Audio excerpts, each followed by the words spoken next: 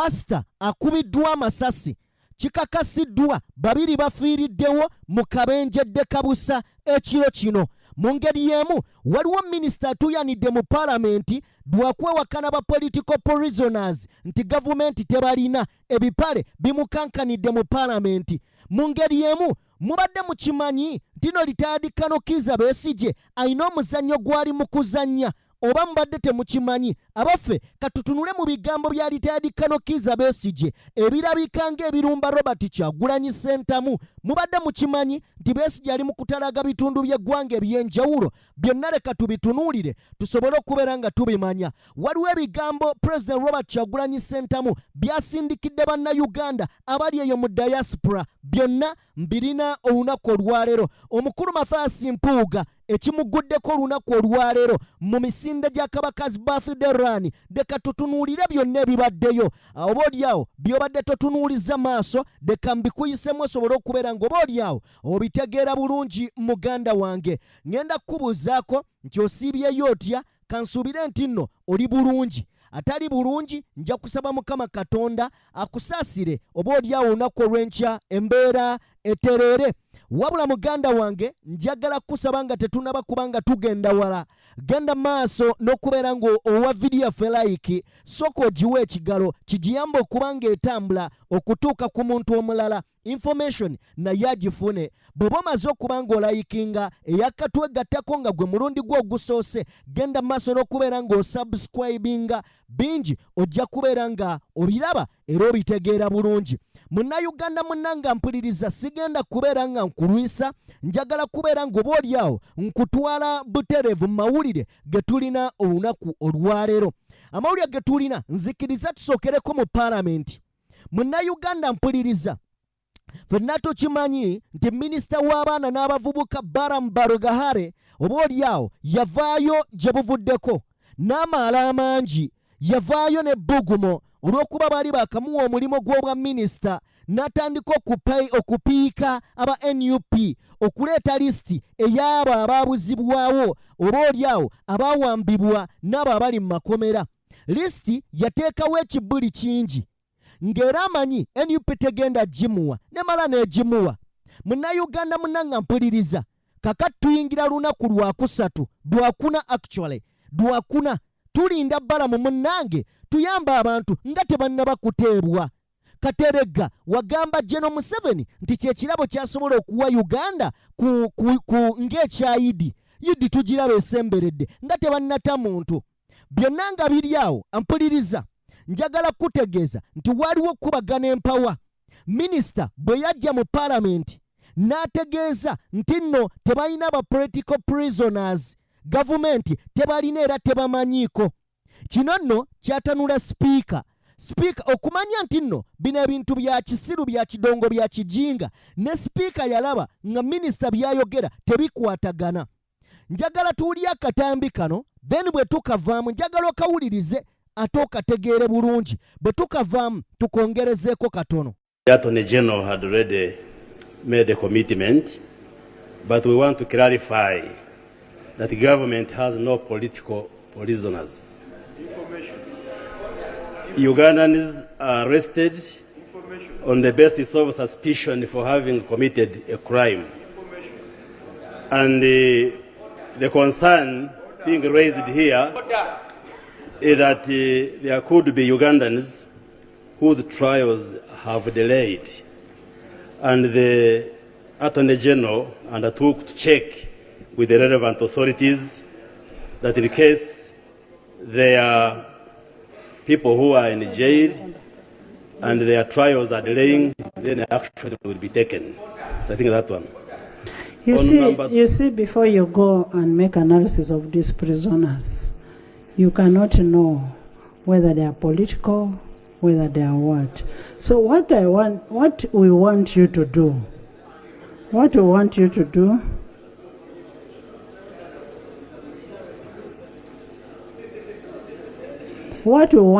do, go and make analysis and report back. Right, Honorable Speaker. Which Attorney General made a commitment? Yes, that's what I'm saying, right, Honorable. I am speaking as a government minister.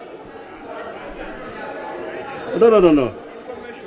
You say, Madam Speaker, a political prisoner presupposes that Honorable Mpuuga is arrested because his opposition is NUP. And I'm saying no. That the people arrested by government, Honorable members, is on the basis Honorable of members, suspicion of committing a crime. Honorable members, yes. Honorable members, the issue that is being raised is on borders Article 28 of the Constitution, fair hearing, and Article 29, freedom of conscience, expression, movement, religion, and assembly and association. So I want executive to go and examine these prisoners and cause release of these prisoners. Go and examine them. The prisoners who have been there beyond the mandatory time, who have not been tried. Yes. Okay, Kikakatambi. Okusinziira ku katambi ako, Minister agamba, kyokka njagala owulire ekyobusiru. Ye Attorney General bwe bamukwasa empapula, yakkiriza nti kituufu waliyo abasibe. Yes. Kakati Minister we yajja, ye n'akikyusa. N'agamba nti nno kituufu abasibe bo gye bali. Naye kyempakanya kwe kubeera nga baakwatibwa lwa byabufuzi.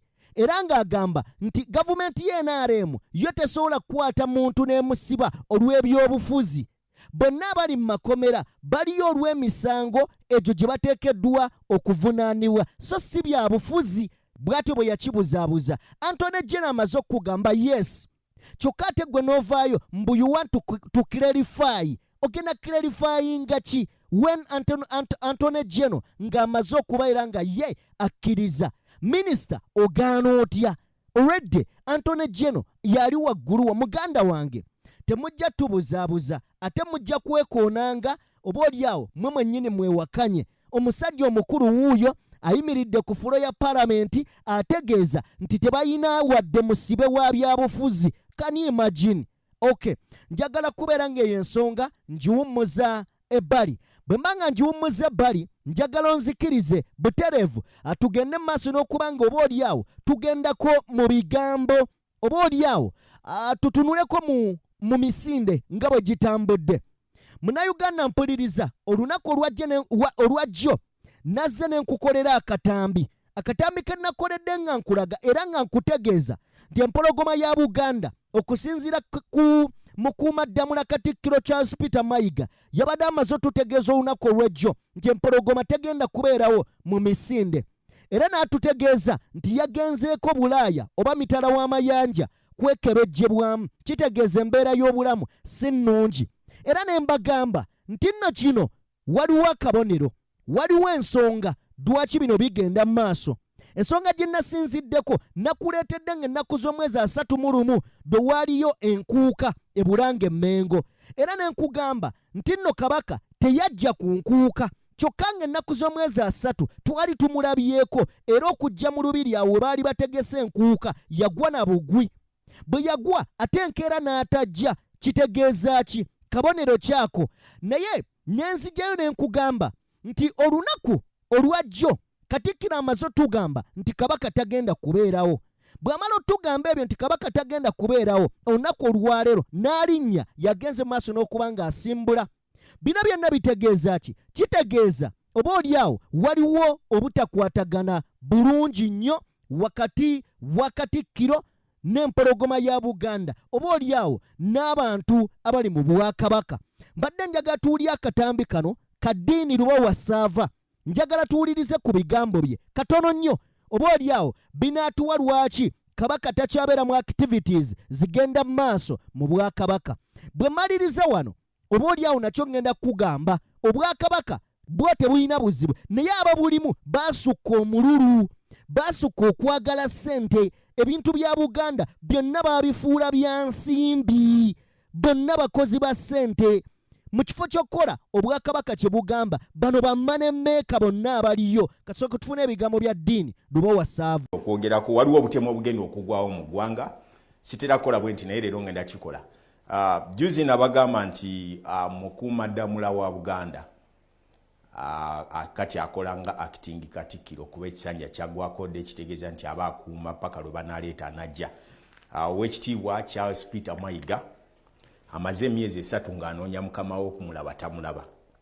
Ebyongera okulaga nti n'ababiri bano tebakyakwatagana oba amyemu ne audience kwe kuba nti Kabaka kakati akola shock appearances nga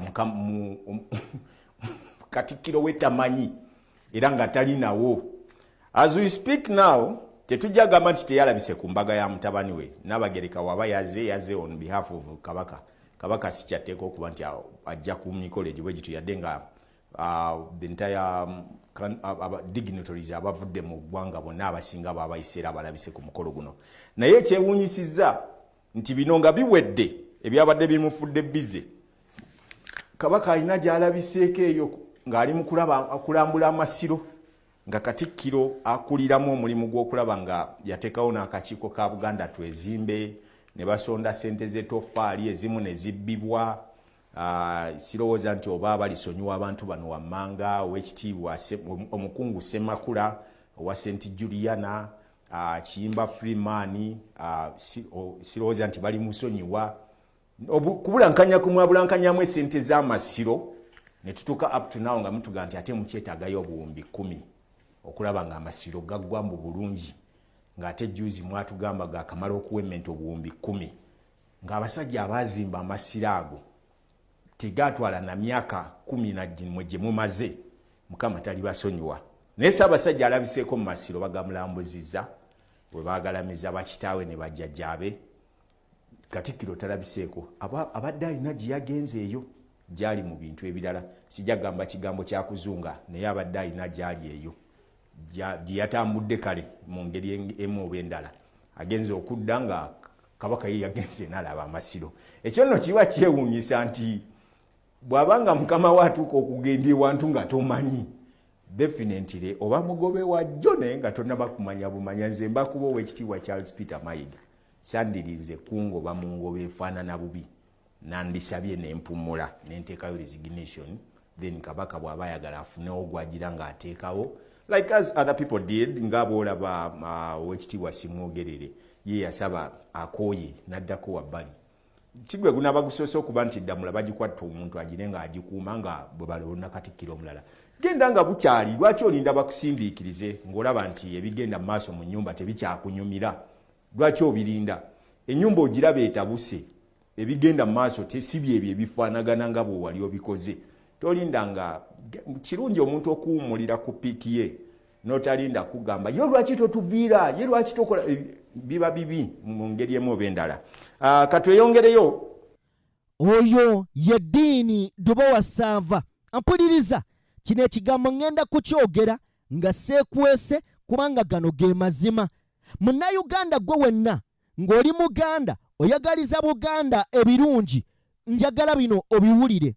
Abantu abali mu Bwakabaka bwa Buganda empologoma gisse ebbali wabula bonna baministers akina Katikkiro bano bonna ba Mpuuga simanyi Oweekitiibwa abantu abasinga mu Bwakabaka bwa Buganda baliyo lwa nsimbi baliyo lwa byansi kyovola babakayanira bitiibwa tebakyali kukukuuma Namulondo. Abo bonna be mulaba ensimbi zibasingira okukuuma Namulondo ya Kabaka.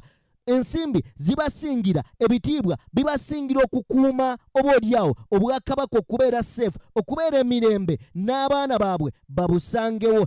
Bye bizibu ebituleese kweno ensonga yonna bye bizibu bye tuwolekedde oboolyawo byolaba. Wabula okatuwummuzeewo njagala kutegeeza tutambula ne Sheikh Ashraf omusomi wa dduwa. Munonyeko ku namba y'essimu eyo gy'olaba esembya 711 asobole okubeera nga kutaasa mu bizibu eby'enjawulo. Bwe mba nga nvuddewo njagala nkutegeeze nti olunaku olwaleero Kabaka's birthday run, yes tugenze wa Amasasi Mpuuga Nsamba ono naakulembera nnyendo mukungu eri mu kibuga Masaka. Mpuliriza omukulu ono njagala tubeeko ekintu kye tutegeera. Mbadde ntunuulira ebifaananyi ebibadde bigenda mu maaso ebikubiddwa wakati wa Joel Ssennyonyi n'omukulu amanyiddwa nga Mpuuga. Njagala okulaga ekigambo kye natandise nakyo wali mu katambi kange akasoose ku makya.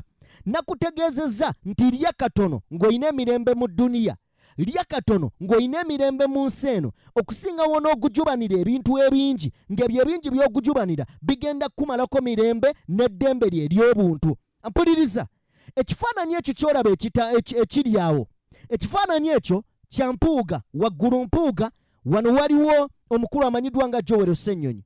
Bw'otunulira Joel Ssennyonyi ye rope aliko kati. Rope aliko adduka nga talina musirikale amusemberedde. Kyokka oyo gw'olaba rope bamuwa abasirikale n'emmotoka nnamba oboolyawo ndowooza eriko abasirikale 4 ku 2 awo. Naye w'otunuulira Mathias Mpuuga, omusirikale ne mu bantu ng'ali mu bantu wakati agamba nti yaweereza bantu era abantu bamwagala nnyo era tolina ky'ogamba yava Masaka. Ampuliriza, adduka mu bantu nga n'emmundu emuwerekera emabega. Bwe batunira ekifaananyi ekyo, njagala omanyire bino ebigambo mbibagambe nti Mpuuga mu kiseera kino ye muntu ali mu kutya okusembayo. N'ekirala, omuntu yenna obukuumi obusinga olina bukola ku bantu bakwetoolodde. Obwo bwe bukuumi obwa ddala. Obukuumi obusinga okubeera obubi lwe lunaku olw'olisalawo n'osaba emmundu ekubeere wano ku Akiba, that is ng'ogisabye mu gavumenti, lwe lunaku lw'olisaba omukuumi akubeere ku Akiba, olunaku lw'oliba otandise ebizibu oba olyawo ebisukka ku by'olina. Mpuliriza nti omuntu w'obeera n'omukuumi ow'emmundu n'omuntu akulumba bw'aba anaakulumba yeetegeka bulungi, ajja n'abasirikale oba ajja n'emmundu 3 ku 4 kuba amanyi gwagenda okulumba naye ayina emmundu. Wano obulamu bwa Mpuuga we butuuse nti abalabe ba Mpuuga oluwali lwe baba bamulumba tebamulumba nga Mpuuga oli atalina kyayina, bamulumba nga Mpuuga ayina abasirikale. Kyokka naye atulaze nti ye nga ye omuntu tali seefu mu bulamu bwe. Lwaki?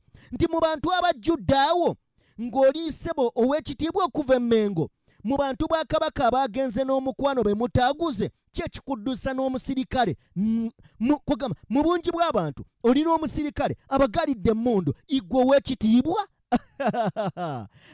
Nedda baaba. Wabula nga bba abaana tebakomye kubeera nga bamuyisaamu eggaali. Ennyimba ziyimbiddwa ku Mpuuga, wabaddewo Mpuuga mubbi, Mpuuga mubbi n'ebirala. Ne wabeerawo oboolyawo ekinusu eky'ebitaano, oboolyawo jjukira eno eŋŋombe eva ku bukadde 5. Abaana ne bagamba nti bw'oba ogamba 1,000 mu 5 gamba 1,000 mu Mpuuga, gamba 1,000 mu Mpuuga. Mpuuga abadde aliraanye Joel Ssennyonyi naye ng'amazima ga Katonda ye kennyini omulaba nga teyeefiiringa, nga buli katundu ku mubiri gwe kamusiiwa, yeetakula buli ddakiika atya okutunuulira Joel Ssennyonyi. Joel Ssennyonyi mwana muto yakajja mu by'obufuzi, gwe wandibadde menta we. Kakati bw'oba nga ate gwe yandibadde menta otya n'okumutunuulira. Ebintu biba byagenze dda ewa Kale tubalinze mu 2026 toliwo Ennyondo Mukungwe kumpi awo we tuva, nze ndi wano mu Ndegeya. Kakati ojja kuwulira muganda wange anti ogambe Masaka ebyobufuzi byammwe simanya, mmwe mubikola, simanya Masaka ndalamu. Katulinde oba olowooza baba Anko Mpuuga ndowooza akaliro kawulira awo ge bayita amaanyi g'abantu abe bannayuganda we bakugambanga munnange obukadde 5 buzzeeyo resigninga kakkana kiriza amaanyi g'abantu ng'ego weegato wegabeera. Natunuulidde nga bannayuganda bafulumya eky'5 nga kitambula buli wamu eky'5 ng'ekitiibwa tekikyaliwo. Ntunudde mu lubiri Emengo olunaku lwa leero ow'ekitiibwa Mathias Mpuuga ng'atunula ludda ne ludda naye nga talina njawulo nabali abali mu gavumenti abatta bannayuganda, ng'akaliro akawulira ng'amaaso gonna gatunula kaliro keereere ng'awulira akaliro katera omwana gwe weebale omulyerupa. Anko Mpuuga ye wali akaliro akawulira. Njagala kubeera nga ensonga ya Mpuuga ngiwummuza ebbali. Bwe mba nga ngitadde ebbali njagala onzikirize mukwano gwange oboolyawo tusooke tuwulirize ku bigambo bya President Robert Kyagulanyi.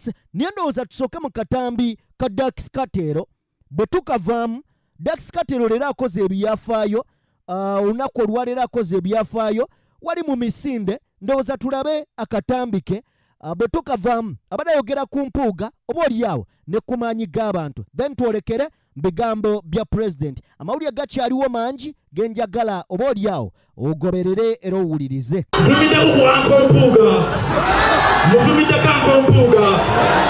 Njagala mutegeze nti nno biralamu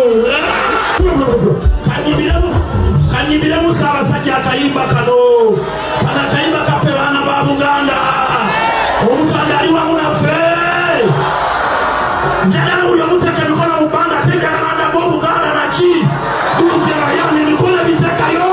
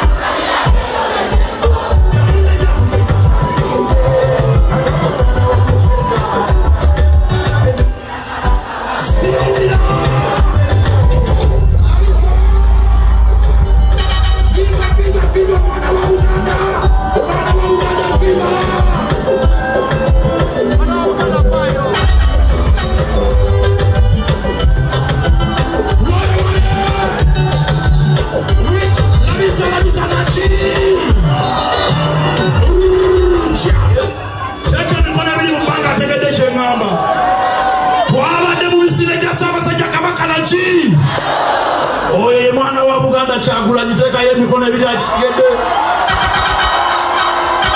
Tekayo emikono ebiri labisa. Ekyo kikwana kufe n'abavubuka. Yeze Dax Katero mbirwa kati labisa akanansembayo labisa. Oyagite. Oyaga.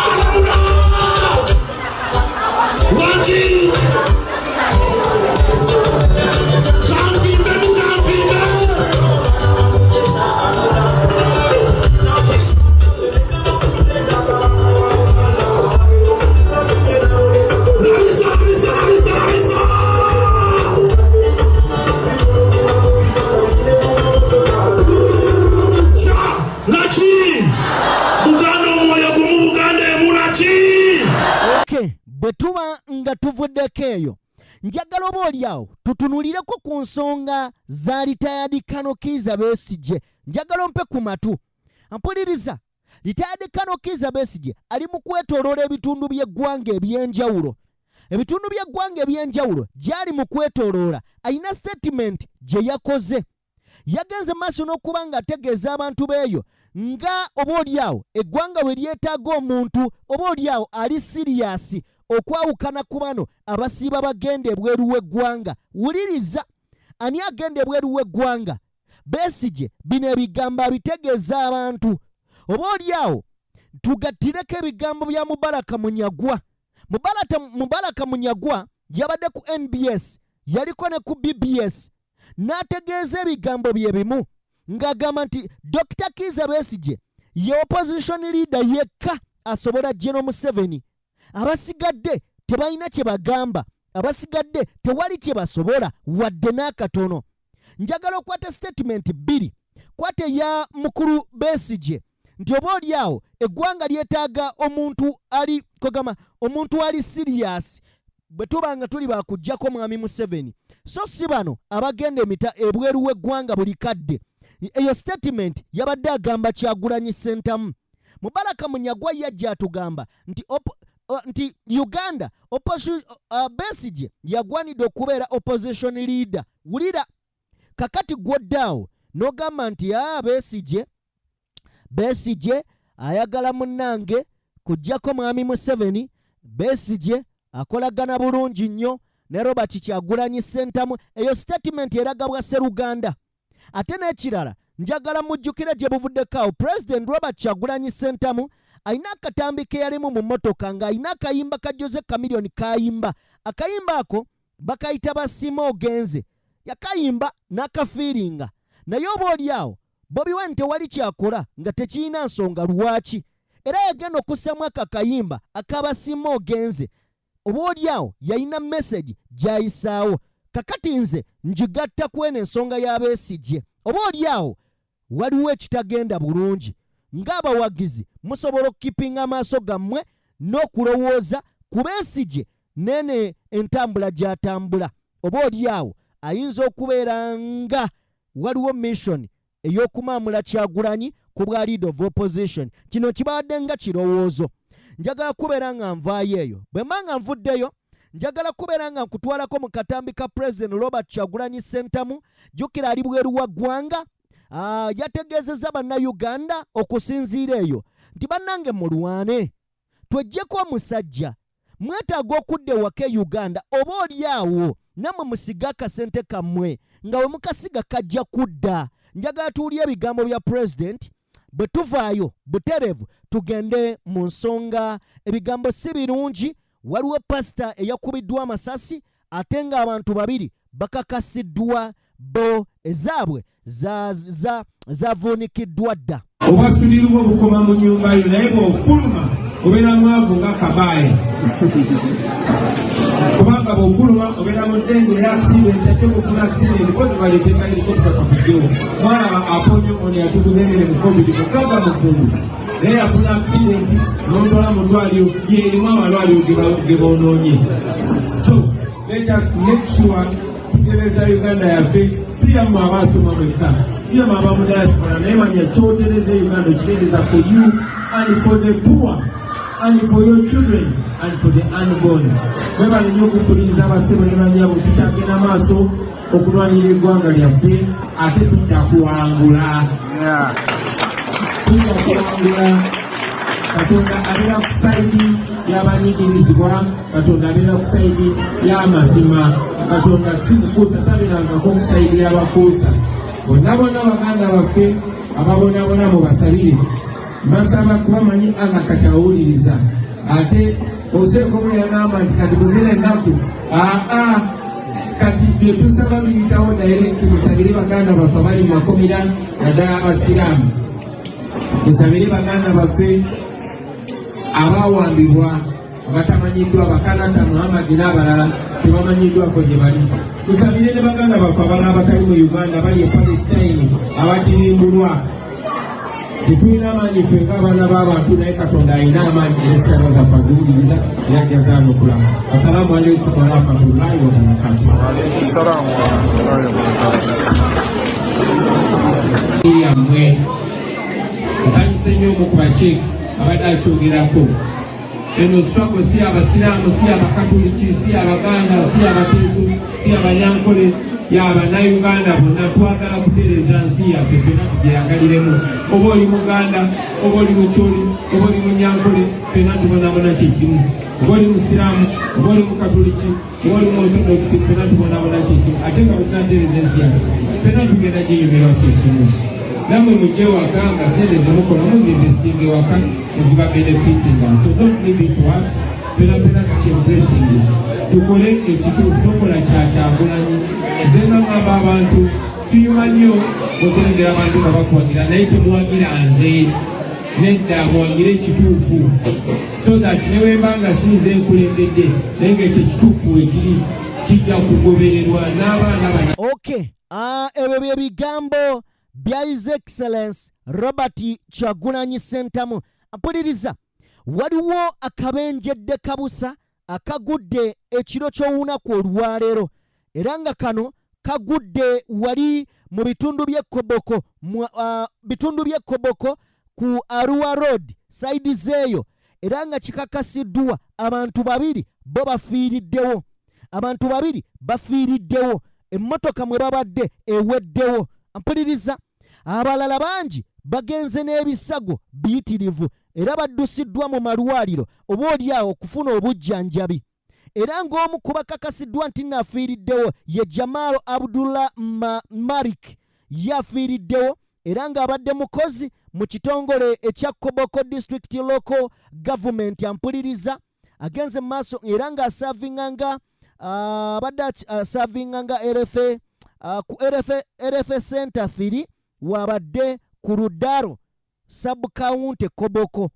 Ye y'omu ku abo abakakasiddwa nti afiiriddewo. Abalala bagenze n'ebisago biyitirivu nnyo okamala.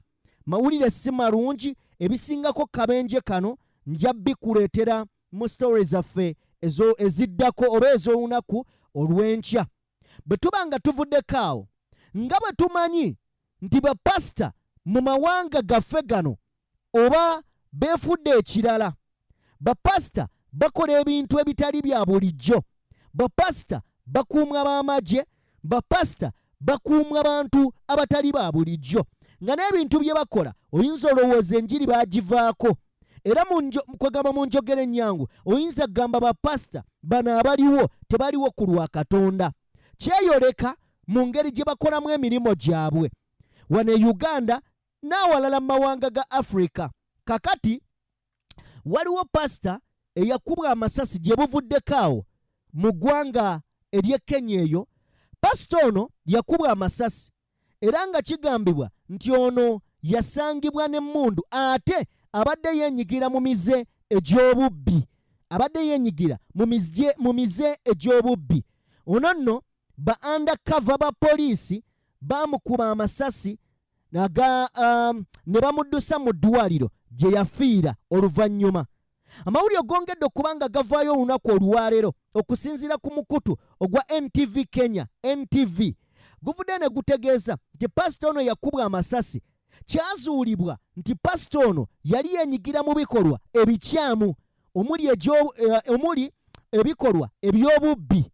Era nga kigambibwa yakwatibwa n'emmundu ekika ekya pisito naye nga nkolerere teyali ya ddala. Okitegeera? Era nga bagamba pasita ono waliwo ne munno omulala gwe bakuba amasasi naye yadduka, kwegamba yadduka n'ebiwundu n'abulawo. Okusinziira oboolyawo ku mawulire ge tugenze mu maaso n'okuba nga tufuna olunaku olwaleero, in fact essaawa ng'emu n'ekitundu emabega okuva ku mukutu gwa NTV Kenya gutulaga nti pasita ono yayina ebikolwa byakolera mu kyaki ebitali bya bulijjo. Okugeza yasinziiranga mu kyaki nga emisana aba mu njiri, ekiro abeera mu bubbi, obubbi obugambibwa nti bwa mmundu. Era pasita ono kigambibwa nti yasangibwa n'eringa radio call ekozesebwa eri ab'ebyokwerinda mu ngeri y'emu n'emmundu eyo enkolerere. So kyekyamukubya amasasi ba undercover. Olunaku olwaleero bakonfaminze nti pasita ono yali muzzi wa misango, yali mukozi wa bikolobero. Mawulire geego. Be bapasita baffe abali mu nsi, bebo bapasita oboolyawo betusanga. Okeera ku makya n'owulira pasita enjiri yagivaako, ekitabo akibikkula ne kibeerawo nga kibikkule naye nga tajjamu yadde olunyiriri n'olwo, ng'omulimo gwe gwakeera ku makya n'ajja n'ayogera ku Bobi Wine olunaku ne luziba, n'enkya n'ajja n'amwogerako olunaku ne luziba. Bapasita baafuna emirimu. Bw'olaba omukulu Abedi Bwanika mbu naye pasita n'otulya Alozias Bugingo n'ojja ku ntale eziri mu bapasita baffe wano amazima bakulowoozesa nti oba Katonda baamuvaako ne bamuzza ebbali basooke balwane n'ensi bali muddira. Oluusi n'olowooza nti ate ffe abatali nnyo mu kifaananyi ky'abapasita oba ababuulizi lugamba oba oliawo musinga n'enzikiriza ono obatunulya kale ne bakumalamu amaanyi. So ze stories z'olunaku olwaleero njagala kubeebaza mwenna gye musinziira buli omu okubanga mutugoberera. Mwebale nnyo, mwebalire ddala, temujjanga okwo. Yanze Sajjime nkujjukiza kubeera ng'owa video yaffe like mu ngeri emu n'ogenda mu maaso n'okubeera ng'osubscribinga. Njagala kubateera wano. Nsaba Katonda Lugaba nnyini byonna takuumira mpeera abankuumire. Mbaagala nnyo bantu bange.